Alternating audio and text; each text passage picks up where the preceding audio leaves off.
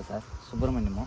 నా పేరు కాంత్ కుమార్ రెడ్డినా. నా వెలాగ్రో కంపెనీలో మార్కెట్ డెవలప్మెంట్ మేనేజర్గా పనిచేస్తూ ఉంటాను. అన్న, మీ పొలంలో ఇప్పుడు ఏ సమస్యను మీరు ఎక్కువగా ఎదుర్కొంటున్నారు? సార్ మా పొలంలో సౌడు సమస్య ఉంది సార్.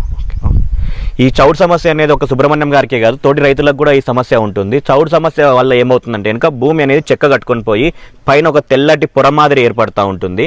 అది ఏర్పడినప్పుడు ఏమవుతుందంటే కనుక చౌడు ఉన్నప్పుడు ఎక్కువగా వచ్చేసి సోడియం అనే ఒక పోషకము వేరు వ్యవస్థ చుట్టూ కూడా స్థిరపడి ఉంటుందన్నమాట.